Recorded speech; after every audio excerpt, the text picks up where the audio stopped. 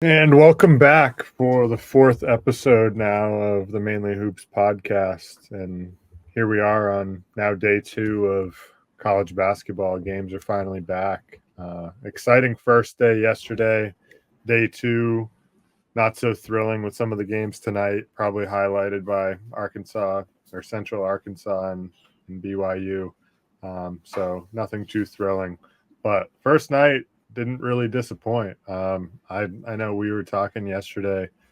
I felt like I was on sensory overload. It was too much. There was too many games, too many stats, too many players to keep up with. So it was certainly a lot. So today we're going to take a deep dive into yesterday's reactions. Some of the teams that didn't play as well as we expected. Some of the teams that played better than we expected, and then some of the top performers from yesterday that really stood out. So we'll start here with on paper what was supposed to be the biggest game of the night, Gonzaga and Baylor, top 10 matchup. I know you have some pretty strong feelings about this one. Yeah, I mean, just looking back at the first day, definitely overwhelming in general. A lot of tight games between some mid majors and some power teams that we expected to roll. We'll get into that a little bit later. We'll talk about the Big East and their struggles, but yeah, just an overwhelming first day followed by a very underwhelming second day. But with this Gonzaga Baylor game that was supposed to be the game of the day, it was just an absolute mauling for the Bulldogs. I believe it was 101-63 final score. And Gonzaga, they just showed their scoring depth at every single position. I mean, I think they might be the best offense in the country. Just looking at that game, I think they were already competing for that spot. But they're just so much depth up front, especially with EK and Huff and Ben Gregg, and the guard play is incredible. Like in front of Nemhard, Hickman, and Caleb Battle all on the floor at the same time. But the defensive intensity was also there from the Zags, partly from the momentum that they had from the get-go, and that makes it a little bit easier to defend when there's 10 to 15,000 people there for you, like in a home environment. Night number one, they looked super motivated on the defensive end, which it's not typically you don't typically see that jump off the page for a Mark Few team. It's mostly just the offense, and then the defense isn't optional, but it definitely comes second. But it was good to see that defensive intensity there. But with Baylor, they had a ton of issues. I'm not going to completely overreact on my season outlook for this team, but man, they looked really bad. And for night number one, it just was not there, and it was especially on the defensive end. And I mean, first off, if you have any glaring weaknesses defensively against Gonzaga will find a way to exploit it because they are so good offensively. And overall, it was a bad matchup. It was a bad matchup coming in. The size is probably the biggest thing, and it's really hard to contain the Gonzaga bigs. And Baylor had to combat that by loading up in the lane. Even when Omier had to go to the bench or Ojan Wuna had to go to the bench, they had to load up in the lane and basically pray that Gonzaga wasn't going to make a ton of threes, which they ended up doing. And they got small super quick. They had to try a lineup with Omier at the 5, which is going to happen a lot. It was Omier and Celestine, and the front court got torched. I mean, they gave up almost a 50% offensive rebound rate in night number one and 67.5% field goal percentage inside the arc. So basically, I mean, it seemed like they were scoring almost every possession. And when you give up a rebound rate that high, combated with, a field goal percentage that high inside the arc, it's going to lead to no good things. But just a weird schematic thing with Baylor and what Scott Drew was trying to do. There were stretches in this game where Baylor was switching every single action, every single screen, every single off-ball screen, and it led to a ton of mismatches on the interior. So you'd see VJ Edgecombe get switched onto EK, especially in the second half. You saw this happen a lot in the second half, happened in the first half too, but Edgecombe would get switched onto EK, and there would be no help. So EK was just able to go to work, go to his spin move, and it was an easy 2 every single time. And then when they did help, it turned into a wide open 3, or a missed rotation. There was a couple there by Nunn, a couple there by Roach that led to just a wide open layup for another Gonzaga big man. So, and another issue I had with the Bears was they didn't really pressure the ball at all. And when you have these three small guards that play, that's how they create their defensive value, is by being laterally quick and being able to force turnovers. They didn't pressure the ball at all. They're not going to use their length. They can't play off the ball and use their length. So that was another issue I had. And obviously, Edgecombe didn't look great. They wanted, he's a guy that needs to step up and score for them. I believe he only had 4 points. I mean, he absolutely put one down on Mark Few's son when he came into the game. I don't know if you saw. I swear that was the only highlight I actually saw from the game this morning on TV, despite a 38-point win. Right? I feel crazy. like it was crazy. That was the one highlight. It was like Joe Few gets mauled by BJ Edgecombe. That was one of his two made field goals. Right? Yeah, it's crazy. Yeah, and then I had a few issues on the offensive end with Baylor too. It kind of started with the spacing, early in the game when Baylor doesn't have that floor spacing four, when they went to the Norchad at the 4 to start the game with Ojanwuna, and then Edgecombe doesn't look like the jumper's ready with Edgecombe. So there's a lack of floor spacing, which is not something that Scott Drew or this Baylor program is used to. And it's really going to give them a tough time in the half court. But they had some success in transition when they were able to get out in transition. But then again, you can't get out in transition when you're taking the ball out of your own basket. You just can't get out and run. It happened. It was the whole time. Nunn got out in transition a few times. But besides that, it was ugly. And I am concerned, especially with the defense. It is hard to evaluate this defense when they play a surefire top 3 offense in the country. But there were major problems, and they got to be way better on Saturday against Arkansas, or else it's going to look similar. Yeah, I mean, what a schedule start for their season, right? I mean, Gonzaga last night, Arkansas Saturday, might be an ugly start to their season. I think one of the main concerns for me with Baylor is their lack of depth. They only really played 7 guys decent minutes, and they had a bunch of guys just get 1 or 2 minutes at the end of the game. But I did think that a guy that's going to have to step up for them and showed flashes last night, had 14 points, 6 assists off the bench, is Rob Wright. He looked good, and he played well at Montverde, but he was just a little bit in the shadows, of course, as we've talked about several times with the team that they had there with McNeely and Cooper Flagg, obviously, and Derek Queen. So, but he had his flashes where he got hot in games, and they went through him because he can score it. So I think they're going to have to maybe rely on him a little bit more, especially if Edgecombe isn't going to step up here. I mean, I don't expect him to play as bad as he did last night, but he's going to have his growing pains like any freshman does. But if they're giving up 101 points in a game, it doesn't matter who they're playing. They're not winning, right? Right.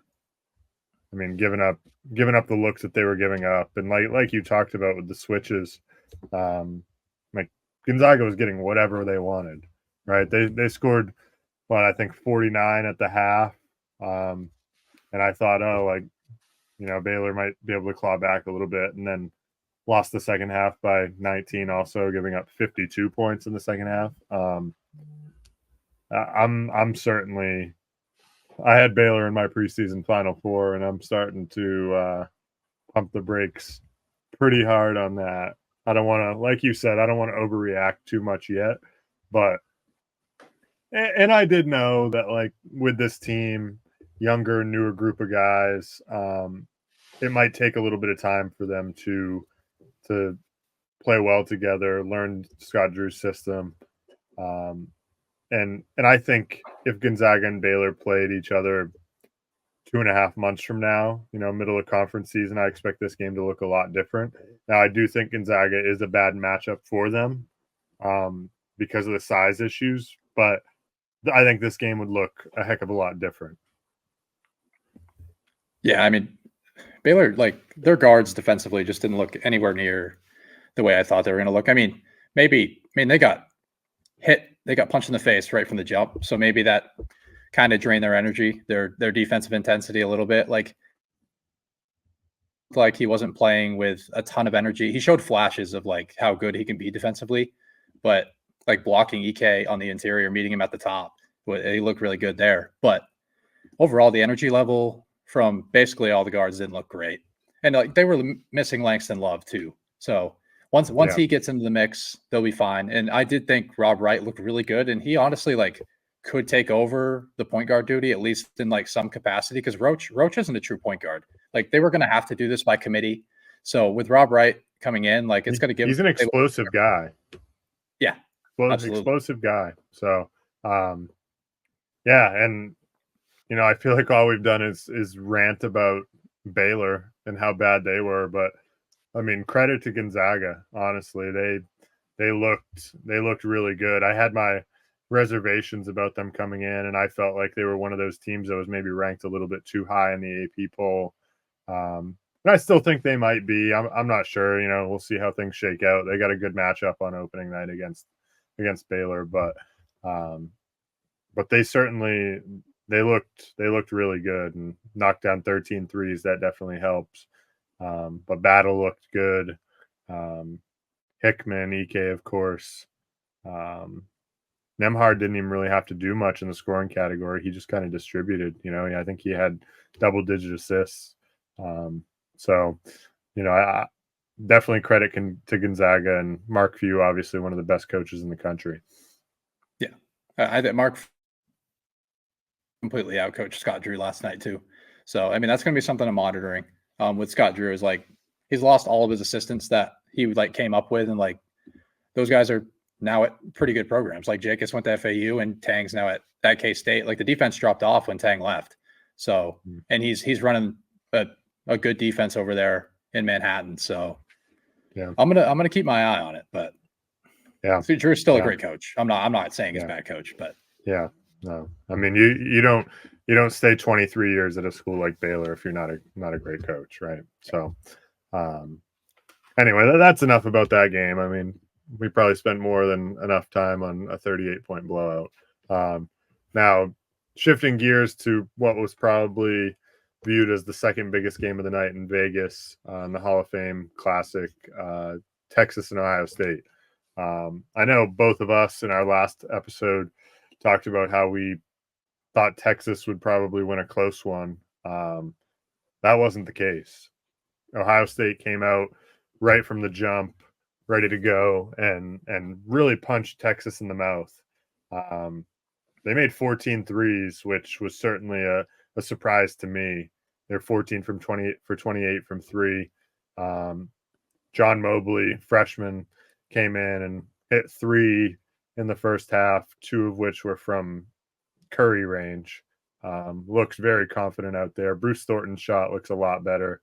And Micah Parrish, who shot 29% from three last year, looked like he's ready to become like Klay Thompson. Where the hell did that come from? I completely don't understand that. He didn't do that at all at San Diego State. Like, it's frustrating as like a San Diego State fan. So, yeah, I mean, 3 for 6 from three last night for him, 17 points. But and then Devin Royal off the bench. I think he's going to end up working his way into the starting lineup because my one, I know when we were texting during the game, Sean Stewart infuriates me.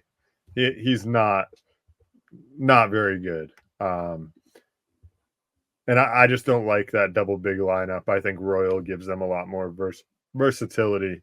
And he showed the ability last night to make shots.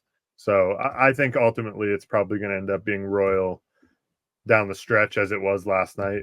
Stewart only ended up playing 13 or so minutes, I think. But Ohio State definitely played much better than I expected them to. And Michi Johnson didn't even play well, right? The other guys really stepped up. It was Bruce Thornton and then everyone else. The guard off the bench, and Mobley, as I mentioned, he was 4 for 4 from three.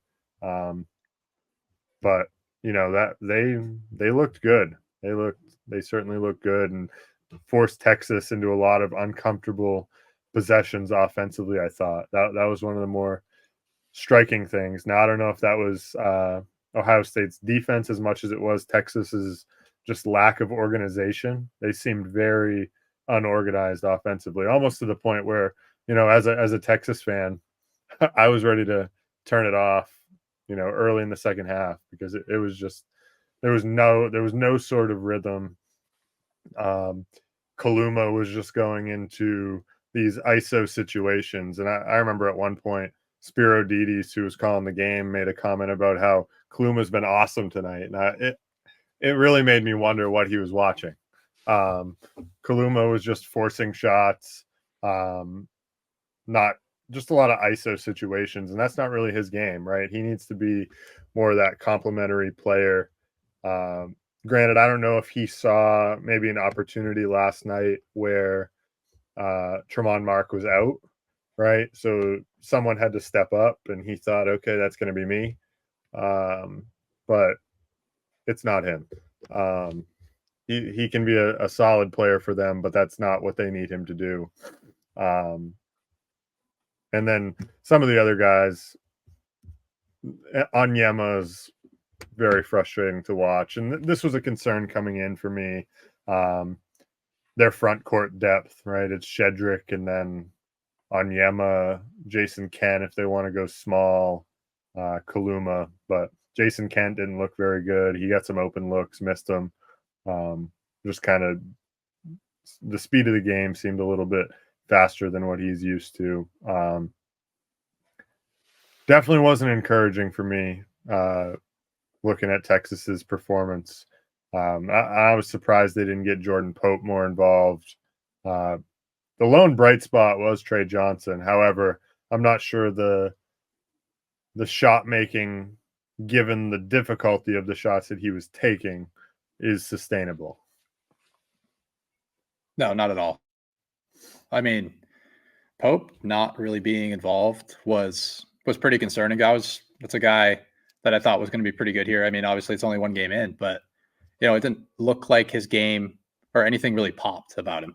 Didn't look super explosive, which wasn't really one of his elite traits. He's a shot maker and a playmaker for others. But yeah, Trey Johnson was a bright spot, I would say. The confidence was there. That's for damn sure. Definitely not lacking anything. He'll shoot anything at any time. I mean, it's going to be really valuable as a catch and shoot guy or just a movement shooter in general if they can actually get him those looks.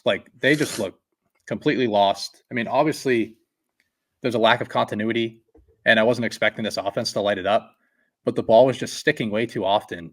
And you need to see that, and you need to just, if you're going to be in the half court, you need to try to get into some sets that you can run consistently. It didn't look like there were any intricate sets being run. Whenever Trey Johnson got the ball was sticking. It was staring his man down, looking to score. It was all iso ball, from everyone. They were taking average shots as opposed to actually milking the shot clock in the half court and looking for a great look. I mean, it's just a team that's not connected yet, and I do think they're going to figure it out. I think they'll figure it out, mostly because I think Tremont Mark is going to be a key piece to what they do, obviously.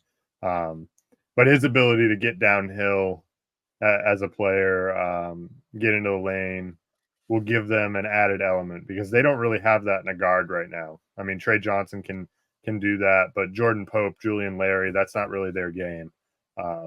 Jordan Pope, as you mentioned, is a shot maker. He's not going to force his way downhill and finish in the lane. Tremont Mark has some of that craft to his game that some of those other guys don't have. Now, the other thing I will say too that was Texas's defense. Texas fans may say Ohio State was 14 for 28 from three, like that won't happen again. But if you were watching that game, Ohio State was getting great looks most of the time. They weren't just like, with the exception of a few tough ones, of those 14, I would say probably 10 of them were open or wide open threes.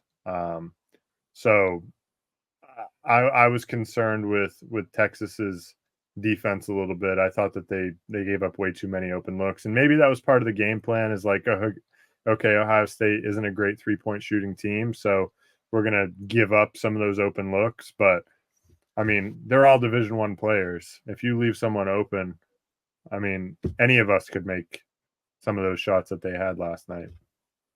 Yeah, I mean, I think Ohio State was breaking down the perimeter defense of Texas like pretty easily. Like Bruce Thornton got, I mean, crossover broke his defender down and hit some 3-point jumpers.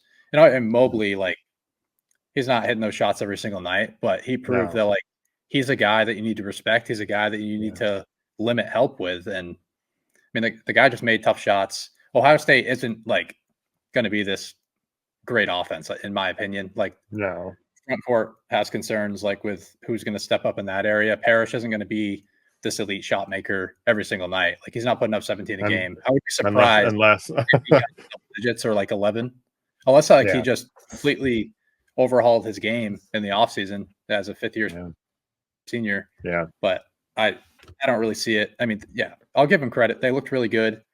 I'll need to see it a few more times before like I can buy into this offense being truly elite. Yeah. I think it's more a we'll see. I think this is one of those games that both teams are going to look vastly different as the season wears on. And it's just we'll see what happens, right? I think Texas is much better than what they showed last night. So we'll see. But moving on, two of the Blue Bloods played last night, Duke and Carolina. UMaine actually hung around for about a half with Duke. Played them tough.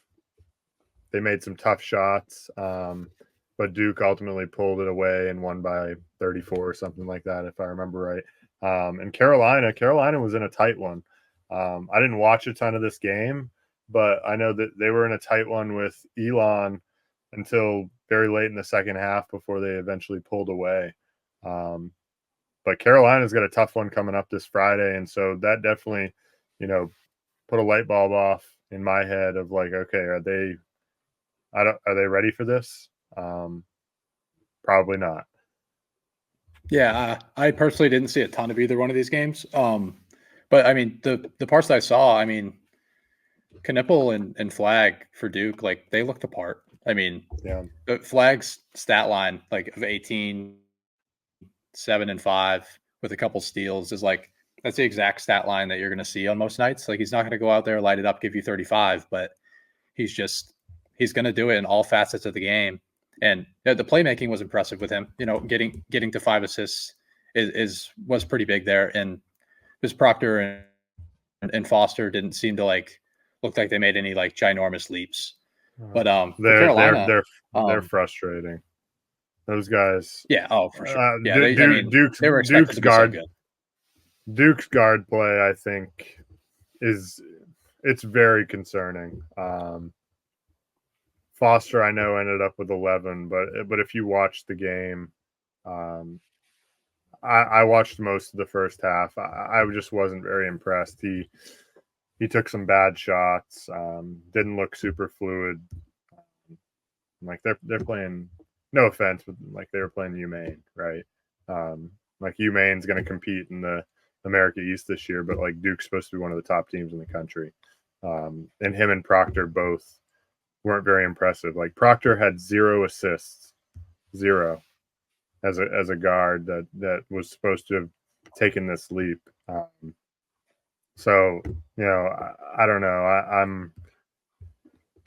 I think Duke obviously is going to be fine because of their defensive upside, but I think the guard play could end up coming back to haunt them, as we talked about with, if Flag can't create in the half court against some of the more elite defenses. So we'll see. Like I said, I think Duke will be fine, but definitely wasn't as dominant a performance as I had expected in the first half anyway, and not as good from the guards as I would have hoped for. Yeah, I mean, the Maine's perimeter defense is like, that's the strength of that defense, but obviously you would expect Proctor and Foster to at least look a little bit better development wise. But I mean, yeah, no assist for Proctor is a concern for sure. Proctor was almost like gonna leave after his freshman year to go to the draft, and now if you're looking at him, it's like he's probably not a draft pick. Yeah, it's just a lack of great 3-level scoring is like kind of plagued him a little bit. He's not a great scorer around the rim, and if he's not going to be a playmaker, that kind of limits your upside. Yeah, for sure. And then as you were getting into UNC and Elon, I know UNC ended up winning by 14, and they led by 12 at halftime, but Elon played them pretty much even in the second half, and at one point Elon had come back to I believe tie it or maybe even take the lead. They really fought here in a game that UNC you would have figured would come out ready to roll and put them away early. Yeah, I think they did take the lead with about 5 minutes left, and then Carolina went on the run to finish the game. But the thing that I saw the most, at least from the box score as well, is like the lack of big man production. Like there wasn't a ton there. Washington, I think, caught a little bit of foul trouble early, but him not having an impact is kind of a concern. He only finished with 21 minutes. Didn't have a major impact on either end of the floor. And you got Kansas coming up, and you have a top 3 big man in the country that you need to be ready for. And like we'll get into that game later, but if he doesn't step up on either end of the floor, like you're going to see it could be ugly in Lawrence. But the guards look pretty good as well. I mean, Cadeau and Trimble going 3 for 4 from 3 apiece is pretty big. I mean, obviously we knew that this offense was going to have to be more perimeter centric, but those guys hitting shots is definitely key for this team. Yeah, they're definitely gonna have to shoot the 3 well. I think. I mean, Cadeau and Trimble are going to be. Those are the shots that teams are probably going to be willing to give up, right? Cadeau and Trimble 3s, and if they shoot it like they did last night, then UNC will be fine. I know Trimble had a great preseason, but will that continue to be sustainable? That remains to be seen. Obviously, Davis is going to be who he is. Wasn't super efficient last night, but I don't have any concerns about him. I think UNC similar. They're going to be fine. Just one of those early season games where newer group, Baycott's gone, don't really have the same continuity of interior guys. So I think they're just kind of trying to figure things out, like anyone. So yeah, I mean they get small quick too. Like when Washington goes to the bench, then you have Van Allen Lubin who's coming in as the backup center. They basically split minutes there. He's not a rim protector really at all. So if Washington's not going to step up and be that guy, like we talked about it a little bit in the preseason, like if he's not going to like have an Armando Baycott like defensive presence at least, then we're going to see this defense probably fall off a little bit. I mean, it's a better perimeter defense than it was last year, but Washington not stepping up is like it is going to turn into a problem at some point when you play the bigger and better teams. Yeah, no doubt.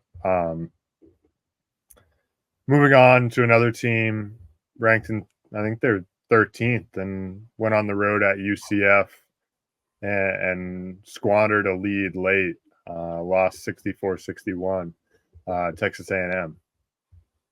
Yeah, they look pretty good for the first 30 minutes of the game. I was pretty impressed with how they looked on opening night on the road in like a fairly tough environment at UCF, but they really struggled to score the ball late. I believe they only had 2 points in the last 5 minutes. I think they had a field goal with like 5:30 left in the game, and then they didn't score again. So, I mean, that was the problem with this team, was shot making coming into the season. And, it was a lot of Wade Taylor trying to get his shots, and he only finished with, I believe, 13. And the shooters that they brought in didn't really step up. Wilcher was pretty good, but he only played 11 minutes. I believe he went 2 for 5 from 3. So they're going to need him. I hope he gets some more time, because Hefner didn't look very good last night. And besides that, there's no real shot makers on this team. But defensively, I thought there were some positives. I thought Farrell Payne looked really good. He's like that true rim protector that this team needs, and they have great wing defenders to go along with him. And I think was the real problem with the defense. I mean, with this team was the defense. They were less efficient on the defensive end last year than they were on offense. So, because the offensive rebounding is always going to be there, and the ball security for this team. So the defense is really going to determine like where this team's floor is going to be at. And Payne being able to be that solid two-way center that they didn't have a year ago is pretty good. He gives them real rim protection. And yeah, like I said, like Wilcher is going to have to step in and play some more minutes, I think. Yeah. I mean, the first thing that jumps out to me is Wade Taylor's back doing Wade Taylor things, doing his best Scoot Henderson impression, shooting like 4 for 15 or whatever he was last night. And this has just it's continued to be his MO, is like high volume, going to score points, but he shoots it very poorly. As we talked about in the preseason, sub 40% from the field, I think, for the last at least two, if not three. I don't think he's ever shot over 40. No. So they're going to need him to make more shots, and they're going to need some of these other guys to step up. Wilcher only played 11 minutes, like you said, and I think he's capable. I mean, he took 5 threes last night, 2 for 5 from 3. But they're gonna need more out of these guys. But I do agree, Farrell Payne did look good. But good for UCF. This was one of those games where I know we talked about it last time, and it seemed a little fishy, like one of those games where Texas A&M's going on the road at UCF to open the season. Might be a tough spot, and UCF apparently for now is a basketball school also. They are, as I've started to call them, like last chance U of Division I men's basketball. They have all these guys that were originally highly recruited but have had a number of issues and are now finding themselves playing for UCF. But they really scrapped and fought. They got down in this game and ended up obviously pulling it out in the second half. But they I don't expect, this doesn't really change my outlook on UCF for the season. I think they're going to be a very up and down team, but wins like this are good for their program for sure. Yeah, they did it without Jalen Sellers too, so I mean, it shows that they have some guard depth. Jordan Ivy Curry had to step up, and those last chance you guys, or that you like to call, they didn't really. Well, Mikey Williams didn't play. I believe he was hurt, and then Dior Johnson really didn't get that much time.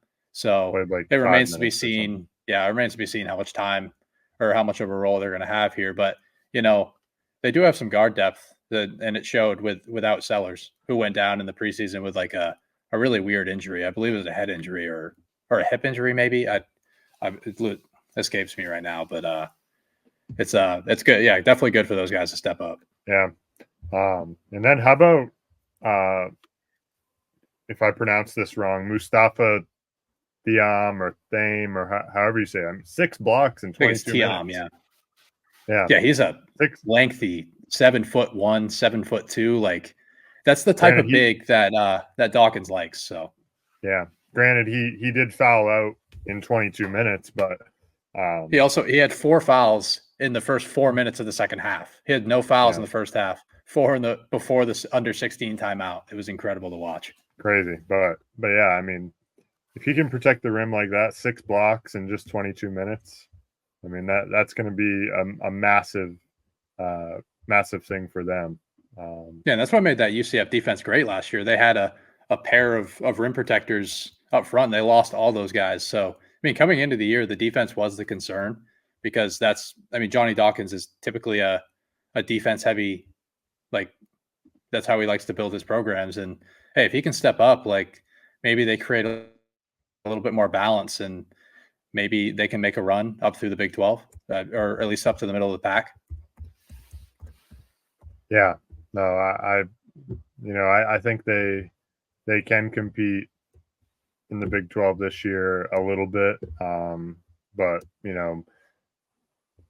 like we said, the Big 12 at the top is probably untouchable. Those Kansas, Houston, Baylor, assuming they play better, Iowa State, that those teams are just in a completely different tier, obviously. But the last team from last night, anyway, I know that we could probably sit here and spend 6 hours talking about just about every game last night. But the last team we're going to touch on for last night's slate is Florida, who struggled early, was actually down at halftime, but ended up putting up 59 points in the second half, outscoring South Florida by 16 in the second half and putting up 98 to win by 15. Now, probably the biggest concern, and you'll probably agree, is this, and this was a concern coming into the season, is their playmaking out of their guards. They made 33 field goal attempts last night, or they made 33 field goals and had just 10 assists on those 33 field goals. So certainly not encouraging, but honestly, kind of what I expected. Yeah, that definitely, like all those guards, like they're all score. It's all scoring DNA from those guys. But yeah, Florida had a big second half. But I mean, I actually did walk away with more negatives for Florida than positives. Defensively in the first half, USF gave them some big time problems, especially with the quickness of those guards, like Clayton Martin and Will Richard. Like they really struggled to stay in front of those guards, and USF made a ton of shots. Like they were hitting some shots that those guys typically don't make. That was a squad that lost their entire backcourt from last year, and those guys stepped up and actually looked pretty good. But yeah, outside of Martin, those guys aren't great defenders. And it's also where playing those two big men, like having two big men on the floor at a time, like becomes a problem. The closeout defense is going to be pretty poor and didn't look great last night. They were getting beat off the dribble a ton.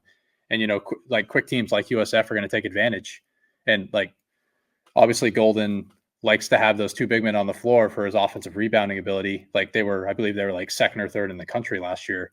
So he's not gonna exchange that. He's not gonna sacrifice that offensive rebounding ability for the defense. He's gonna have to figure out some other ways to get it done. But yeah, we talked about the playmaking with the guards. It doesn't look great because they're all scoring DNA, but they do have the shot making to bail them out. Like Walter Clayton's one of the best shot makers in the country. They like to just throw him in a ton of ball screens. He's not like, he doesn't read the defense very well out of a ball screen, but when you leave him open, like he's going to hit shots. And yeah, he looked pretty good last night outside of the playmaking and table setting ability. So overall, I did take away a few more negatives because they look very similar to last year. It looks like the same exact team. Don't have a point guard presence, and Zion Poland was perfect for them last year. Yeah. I think what was pretty impressive from them offensively, though, this just goes to show their shot making, is they were 5 for 25 from three, and they still put up 98.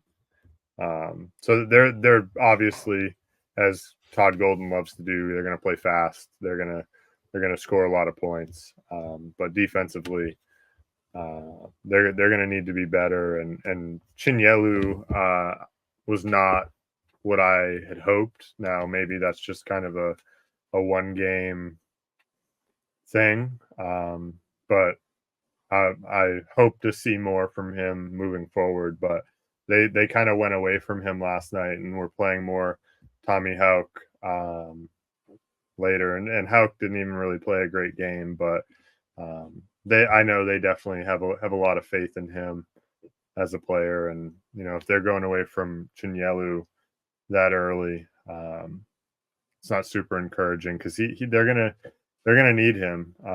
They need that rim protection, and if he can't provide that, then that's going to severely hurt their interior defense. Absolutely, and I don't think they need him to be like that do-it-all big man. Because they have 3 other guys that they can go to at any time. So, but it definitely caps the upside for this defense. And it didn't look fantastic last night overall.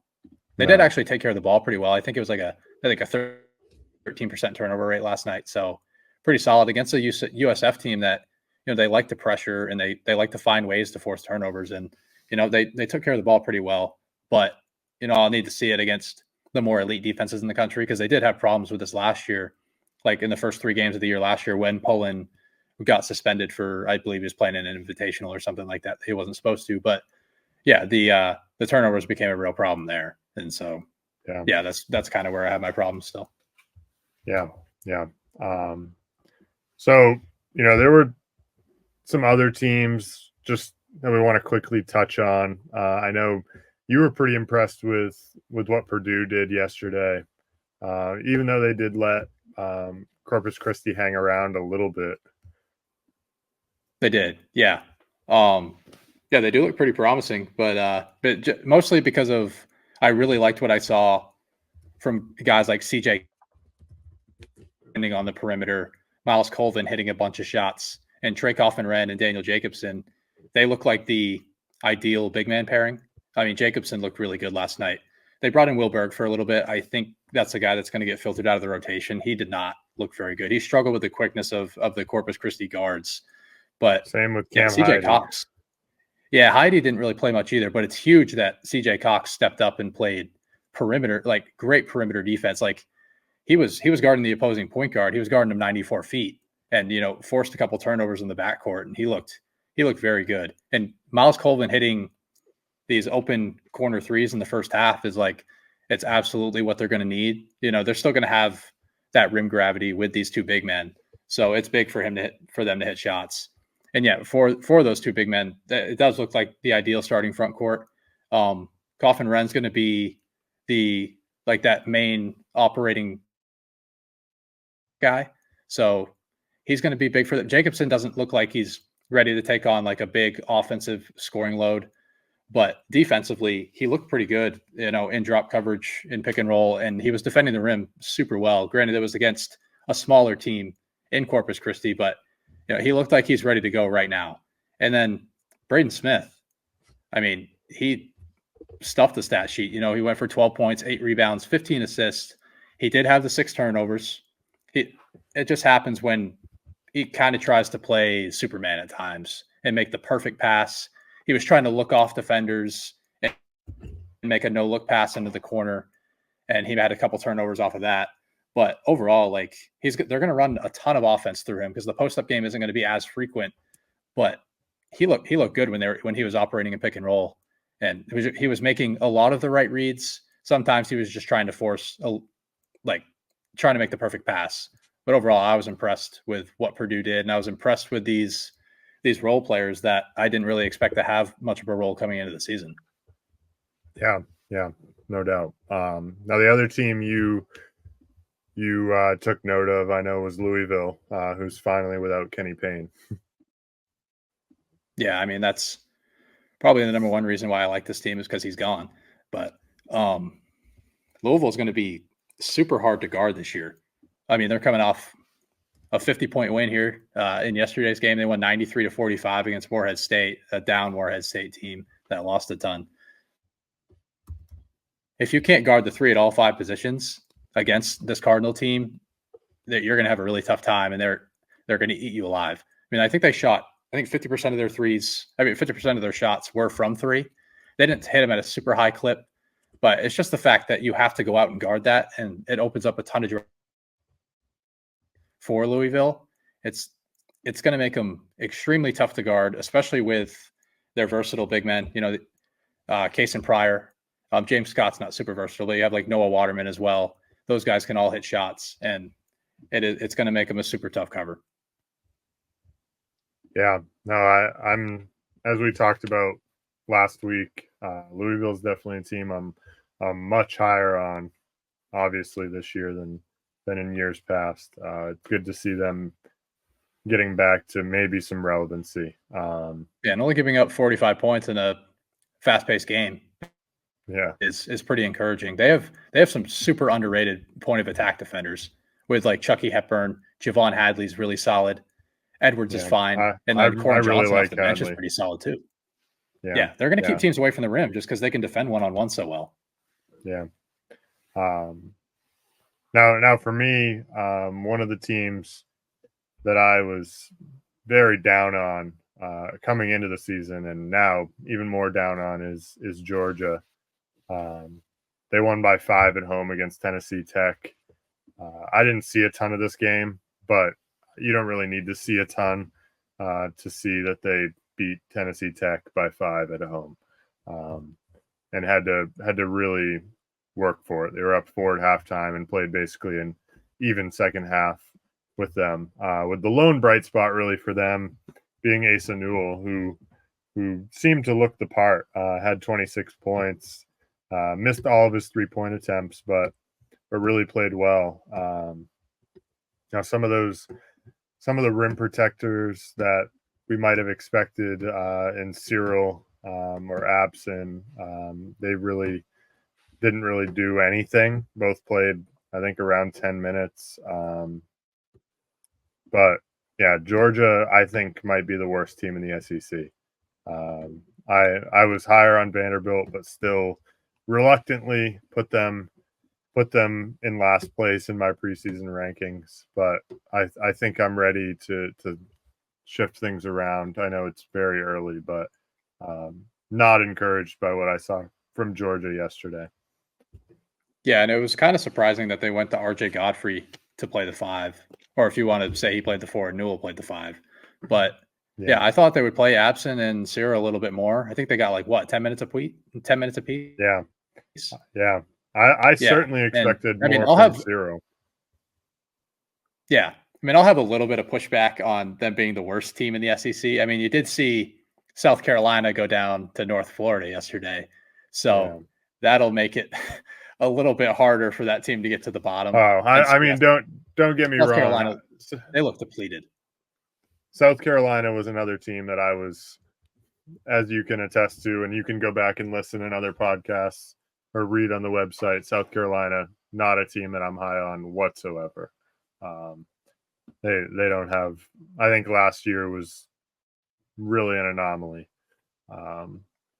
They're going to fall back to the cellar dwellers of the SEC, I think. Yeah, I'll give it a few more games with this Georgia team because I still like the defense. So yeah, I mean they give up 78 points. I'm not sure if it was like a super fast paced game or not. I actually didn't catch any of this one, but if the defense isn't going to be there, yeah, they can absolutely be at the bottom because that's where their value is on the defensive end. Yeah. Now, the other concern I had was basically the whole Big East conference. Xavier had to scrap for one at home against Texas Southern. DePaul, who obviously has not been good for a while and went 0-20 in the Big East last year, but they scraped one out at home against Southern Indiana. What a thrilling game there. And then Providence barely won at home against Central Connecticut, beat them 59-55. And then Seton Hall played St. Peter's, Shaheen Holloway's old school, beat them 57-53. So, one, not much scoring going on in the Big East. And two, very close games against teams that I would have expected to be in the 300s in KenPom this season. So, just a quick note, it's like, it's not encouraging for the Big East. I know it's only a 1-game sample size, but if they're going to be playing close games against some of these really bad teams, what's going to happen when they play UConn and Creighton and St. John's? St. John's might eat these guys alive. Maybe I'm I was a little too harsh in the preseason on St. John's, but these teams struggled to score and let really bad teams hang around. Yeah, for sure. I mean, yeah, it's a concern especially with the bottom half of the projected Big East. Yeah, Providence, Seton Hall, DePaul, Villanova, all four of them didn't look very good. They all I think they were all losing at one point. Yeah. And DePaul obviously got taken to overtime. But yeah, this also, if they're not good, this is going to hurt the top of the Big East, possibly getting high seeds come tournament time. So, Yeah. I mean, if these teams continue to play like this, you're going to see, maybe 3 teams from the Big East. I think it was only 3 last year, but it's a concern because we did have concerns about these teams entering the year, like especially with Seton Hall. The offense just, like roster-wise, did not look ready. Providence is a little bit surprising because they do have some talent there, but maybe it just took them some time to break away and get the job done there. And it's night one. A lot of weird things happen. But yeah, and DePaul with Chris Holtman, they're going to have some things to figure out, especially on the defensive side of the ball. But, like Isaiah Rivera looked pretty good, but besides it's that. also just so hard with a brand new roster, right? I mean, you have a new coach and an entirely new roster there, no continuity whatsoever. And DePaul already wasn't supposed to be very good. So, they got to figure out how to play with each other. They got to figure out Holtman's system. So, what already wasn't going to be a very good season for them, I think you can even lower your expectations even more because it's really difficult. I don't think enough can be said about the lack of continuity playing a role in that. These guys have never played together. Yeah, I mean, maybe this gives a path for Georgetown to make a little bit of a run up through the Big East, like maybe up to 5 or 6. Like they have talent there. They probably have the most raw talent out of any of these teams. Besides, we talked Xavier at the beginning. They're obviously the best team scoring talent wise, but maybe Cooley in year 2 can make a little run. Yeah. Now, some of the top performers from last night, statistically anyway, that kind of stood out to me, guys we haven't really touched on. I'll start with my guy. I've been all over him, Nick Martinelli, against Lehigh last night. Put up a great game, 26 and 10. If you listen to one of the earlier episodes, that was one of my leading candidates for breakout players this season. And he's proven me right so far. I mean, I know it's only one game, but he looked the part last night, looked very comfortable. They're going to ask him to do a lot. And he's got a smooth game, good feel. So definitely excited about him. As I already talked about, Asa Newell, another guy that was pretty much the lone bright spot offensively for Georgia, had 26 in his first game as a freshman. Simeon Wilcher at St. John's, who surprisingly, I thought it was surprising anyway that he started last night. Definitely expected Davon Smith to start and Wilcher to come off the bench, but I think this might end up being a good thing for St. John's with Wilcher in the starting lineup. Really going to help their spacing because he can make shots, and he showed that last night, having 17 points in the starting lineup.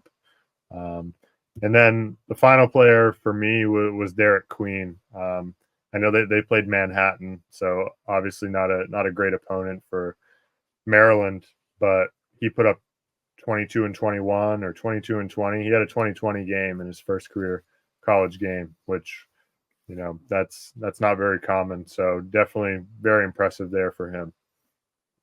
Yeah. And with Simeon Wilcher, especially, him getting inserted into the starting lineup on night 1 it was a move I liked. I think staggering the Smith and Richmond minutes at least a little bit, or at least having them off, like not playing at the same time for a while, is going to be good for this team. Like we talked about it, Wilcher is going to be big for the upside of this offense shooting wise. And Smith only played like 19 minutes. I don't think that's going to be the case all year. I think you're going to see him get to at least 25 every single night, and Wilcher plays maybe a little bit less. Maybe he only gets to 18 to 20, but he's going to have to play a role. Yeah, but I do think there are going to be games where Wilcher gets hot because that's what he can do, and he's going to play 30. He's going to play 28 or 30 because he hit 6 threes. So I think he's really, really going to be one of the X factors for this team this year and determine whether or not they can finish high in the Big East and go on a run. So I know there were a few players that you had picked out for their performances last night. One of them being Will Riley, who put up 31 points last night. Yeah, that was probably the most surprising stat line I saw from a player last night. I didn't even think. I mean, there was a chance that he wasn't even going to be in the rotation. But you lose a guy like Ty Rodgers who enters the transfer portal 2 nights ago, and it opens up a role for a freshman in Will Riley, and he took advantage of it. I didn't see much of the game, so I don't know if some of this was in garbage time or not. He got 25 minutes, but from the clips I saw, I mean, he looked the part on opening night, which is big time, and there's a lot of uncertainty there, but there's also a lot of upside, and maybe he's going to provide that upside. For the next guy I had in the first game of the season, it was Ante Berzovic from College of Charleston. He went for 27 and 9. Pat Kelsey at Charleston last year didn't play him like a ton of minutes, and he was pretty vocal about it after the game, talking about it with some reporters. I believe he played close to like the 35-minute mark when he only averaged like 20 to 22 minutes a game because Kelsey loves to play like platoon minutes basically. So he took advantage of the extra minutes he had, and Chris Mack played through him almost every possession of that game. The third guy I have is Xavier Lee, one of the best mid-major players from Princeton. 27.6 assists and led the comeback against Iona, hitting the game-winning free throws late. So he's a guy to watch for all season long, especially come tournament time. He could be a guy that really lights it up. And then my last guy making his debut for Wichita State was Justin Hill. He goes for 31, 8, and 6 with probably the best stat line of the night outside of Derek Queen's 2020 game. And he looked pretty good as well. I mean, he's an established guard coming over from Georgia. So look for that with Paul Mills' squad, a team that kind of needed some extra spacing coming into this year and a little bit of extra creation and shot making in general. And he might be the guy to provide it. Yeah, no, there were definitely some big performers last night, and probably even some that we might have missed. I mean, there were so many games last night, like we said at the top of the show. I mean, sensory overload. It was hard to keep up with it all. You can only watch so many games at once. So, but super exciting. College basketball's back, and with that, we got a fun slate ahead the rest of the week. Especially once the weekend hits. Friday night, big game for North Carolina at Kansas, as we talked about earlier in the show. We were going to dive into a little bit more now. To me, it just feels like Kansas is going to be able to handle them. I know that Allen Fieldhouse, as we talked about before, Bill Self has only lost 17 games there since 2003. And I don't expect that to change right now on Friday night. North Carolina, I think this is just a big ask for them this early in the season with their lack of interior presence, or at least a proven interior presence. I think Dickinson is going to have his way. Absolutely, I agree. I just don't picture myself seeing Hubert Davis come out with a win in Fog Allen. So just with that, I mean, I do think Dickinson could have a field day unless, the defense does something about that and, send 2 guys at him consistently. But I do think they're going to have to start in single coverage and give Jalen Washington a chance at least, because there's too many good shooters on Kansas. If you leave any of those guys, they're going to make you pay, especially at home. Yeah. And once they hit a couple in that gym, it's game over. And The for roof might come off. the UNC, yeah, I mean the UNC offense is going to have to run through the perimeter. Like that Kansas defense is exposable at the top. Like I mean Harris is a good point of attack defender, but the rest of the guys there are question marks. And Davis could take advantage. You know, Cadeau and Trimble could also take advantage. They're quicker guards than those other secondary guards for Kansas. So that's something to watch for as well. Yeah, I just think that I think Kansas is going to be getting a lot better looks, and UNC is really going to have to rely on some elite shot making because they don't have that interior presence, and they're not going to be able to have it at the rim with Dickinson there on the defensive end. So I definitely think this is a game for Kansas here early in the season that they could make a big statement as the nation's best team. Yeah, I completely agree. Yeah. Now, one of the other games also on Friday night, New Mexico and UCLA. UCLA, a team, as we've talked about, that we're much higher on this year with the roster turnover that they've had and the changes that Mick Cronin made to really try and improve this roster. Yeah. The UCLA guards are something I'm going to watch out for here against quality competition in New Mexico. I want to see if Dylan Andrews and Sebastian Mack have truly, made the leap into not a star role, but like they need to be more efficient. And if they're not more efficient in big games, then it's probably going to be more of the same from this offense. Although, Bilodeau and Johnson look pretty solid. But also have my eye on this New Mexico offense trying to operate in a half-court setting against UCLA. I mean, UCLA doesn't allow transition opportunities. They're elite in that area. And that's been the concern with this New Mexico team is their spacing and their ability to operate in the half-court. So I'll be looking to watch what Donovan can do initiating offense and seeing what these shooters can do to possibly, space out this Bruin defense. But overall, I do think UCLA walks away with it. I do think they're probably the better team on both sides of the ball. They're going to control the pace of this game. If they can get baskets on this, like I think it's a little bit of a suspect New Mexico defense, especially on the front line. I mean, if UCLA is turning the ball over, if the UCLA guards aren't good enough, Dent and True Washington are going to be able to turn them over. But overall, I do see UCLA walking away with a win. Yeah, me too. I think that this is UCLA's depth is going to play a huge role here. They had, I think, 10 guys play over 10 minutes last night and had several, I think 6 or 7 guys play in the 20s. And Sky Clark actually got the start last night, which I thought was a little bit surprising.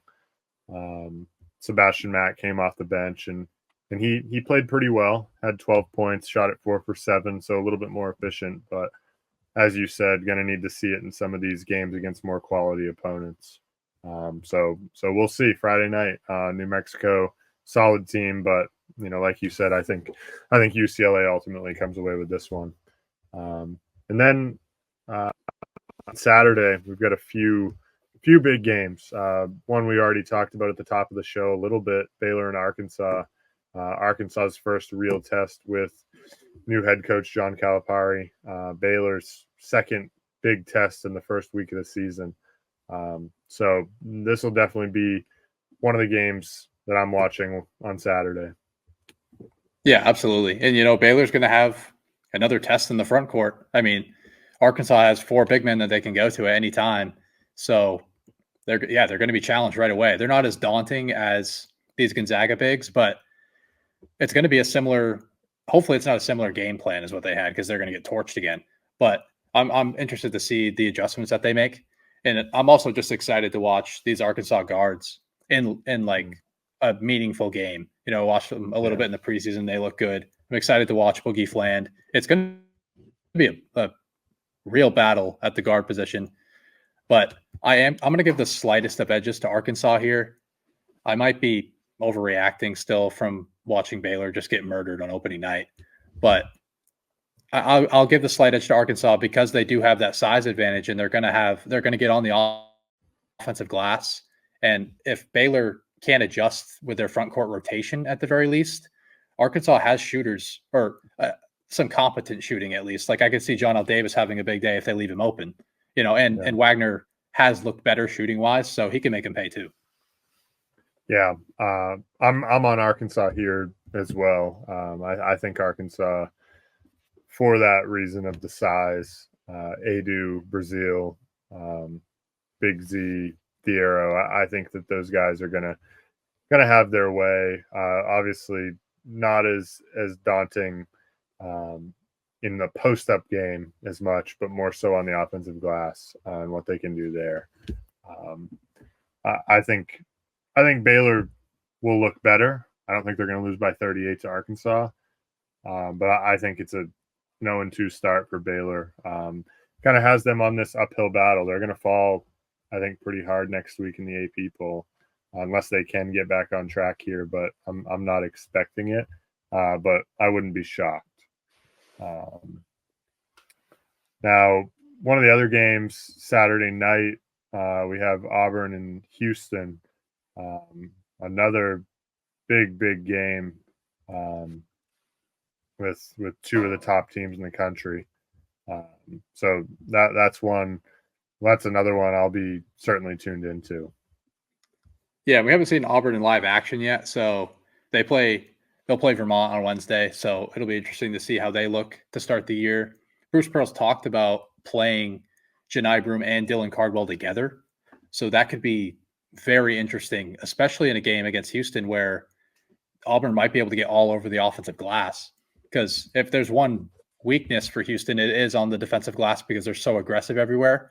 But overall, I just think Houston is the better team in most facets of the game. Miles Uzan looked good in game one. Granted, it was against Jackson State and they were up 50 like early in the second half, and it just wasn't a contest. But this defense looks the same as it always does. It looks elite, and the shot making of Houston is still going to be there.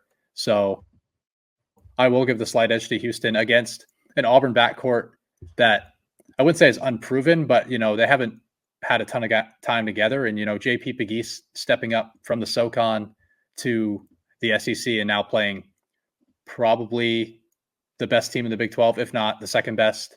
It's definitely a huge step up, and he might have a rude awakening against the Cougars.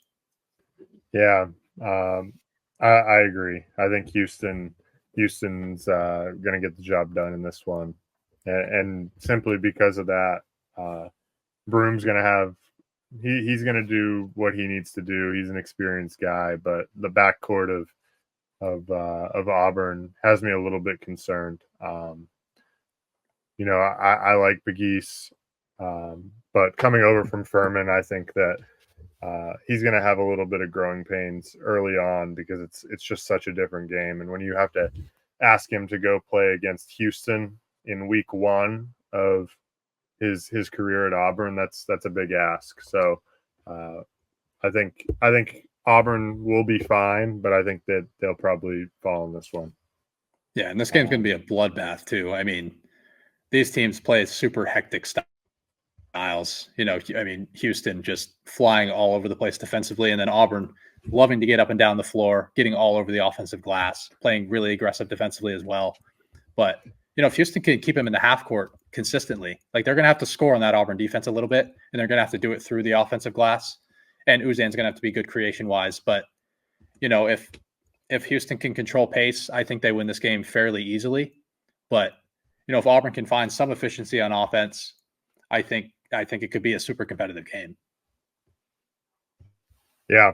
And then the final game on Saturday that I've really got my eye on is Tennessee against Louisville. Louisville, as we talked about just a few minutes ago, looked really good yesterday. So this is a game I'm going to have my eye on. I think Louisville could give them some problems. I think so too. And I've got my eye on this Tennessee offense a little bit. It might be, when they lose and connect, it might go right back to the same old Tennessee offense that we've seen be pretty mediocre the few years before Connect showed up. And like they're asking Zakai Ziegler to do a lot of play in a lot of the creation roles, and I don't see that working out super well. He's a great defender, obviously, and I also have my eye on the Louisville defense that I think could give this team some problems with a Tennessee team that's like pretty perimeter centric, at least with the shots that they're trying to get. I do think Tennessee can have a bit of a field day on the glass because Louisville is pretty small. Overall, they get small pretty quick. But I actually like Louisville to possibly pull this game out. Yeah.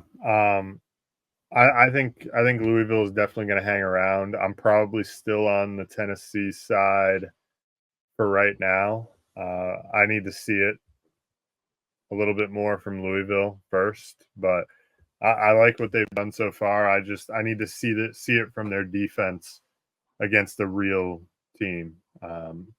No offense to their opponent yesterday, but I need to see it against Tennessee, see how they handle the glass, because like you said, I don't think they have that size that Tennessee has. So I look for this to be a close game. I think Louisville hangs around, makes Tennessee sweat a little bit, but I think Tennessee ultimately pulls it out in a close one. But yeah, I mean, there are a lot of good games this week for an opening week. And then looking ahead, some great ones next week with the Champions Classic on Tuesday night. That should be two awesome games, as always, down there in Atlanta. So, that's all from opening night. As I said, we could probably talk all night about some of this stuff. But I think that's all. So, we're going to be having another show later in the week, diving into some of our reactions to these games that we just talked about coming up later in the week. And there's going to be articles coming out in the next day or two, about some of our picks. Yesterday went 3-0 in our first day of betting picks. So be on the lookout for some of those on our socials, on the website. And then some of the other things we'll talk about at the end of this week will include some of our opinions on these teams that maybe we were high or low on, and how they might have changed after the first week. Obviously, 1 week doesn't tell the whole story, but our opinions can definitely change pretty quickly. And then previewing those two blockbuster games on Tuesday night in the Champions Classic. So definitely a lot to look forward to. Fun that college basketball is back.